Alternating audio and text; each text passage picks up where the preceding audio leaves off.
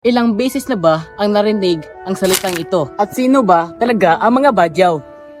Sa bawat sulok ng Pilipinas ay may mga katutubong pangkat na may kanila-kanilang natatanging kultura at tradisyon. Isa sa mga ito ang badyaw, na kilala rin bilang Sama Dilaut. Ngunit sa kabila ng kanilang kasaysayan, maraming pa sila hindi ng tunay na kilala. Samahan niyo kami upang tuklasin ang mga badyaw at ang kanilang natatanging kultura. Ang mga badyaw ay matatagpuan sa ibaybaying Tawi-Tawi, Zulu at Basilan at ilang bahagi ng Zamboanga. Dahil sa kanilang malalim na ugnayan sa dagat at nakilala sila bilang Sinumads. Marami sa atin ang nakakakilala sa mga badyaw dahil sa kanilang paghingi ng limos o pagtugtog ng drum sa mga lungsod. Ngunit, alam ba ninyo na ang kanilang tunay na tradisyonal na kabuhayan ay ang pangingisda at free diving?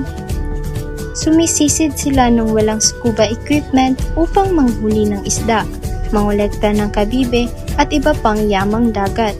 Bahagi rin ng kanilang kultura ang paggawa ng mga tradisyonal na bangka na tinatawag na lipa. Isa rin sa mga dahilan kung bakit sila tinatawag na Sinumads ay dahil noon, naninirahan at natutulog sila sa kanilang mga bangka habang naglalakbay sa dagat. Sa paglipas ng panahon, marami sa kanila ang lumipat sa mga floating houses o mga bahay na nakatayo sa ibabaw ng tubig. Sa kanilang kabubahayan, kilala rin ang mga badyaw sa kanilang musika at sayaw. Isa sa kanilang tradisyonal na sayaw ay ang igal, na ipinapakita sa mga pagdiriwang at mahalagang okasyon.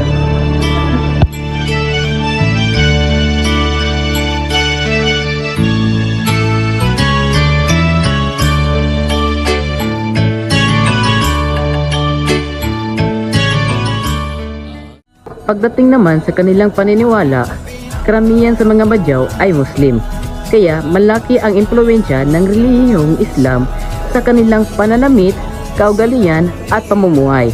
Gayunpaman, nanatili pa rin sa isang kanilang komunidad ang mga tradisyonal na paniniwala tungkol sa mga spirito at Diyos ng dagat na napakita ng kanilang malalim na paggalang sa kalikasan.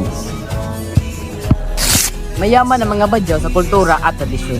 Ngunit sa kasalukuyan, maraming silang hamon ng hinaharap, tulad ng limitadong akses sa edukasyon, diskriminasyon at kahirapan sa kanilang kultura at pamumuhay. Kaya bilang mga Pilipino, mahalagang kilalanin, igalang at palagan natin ang kultura ng bawat katutubong pangkat. Ang pagkaiba-iba ng ating mga tradisyon ay hindi dapat maging dahilan ng diskriminasyon, kundi isang paalala ng ating bansa ay mayaman sa kasaysayan at kultura. At sa huli, ako naman si Lance Diras. Ang inyong kaagapay ang balitang totoo at 24 oras.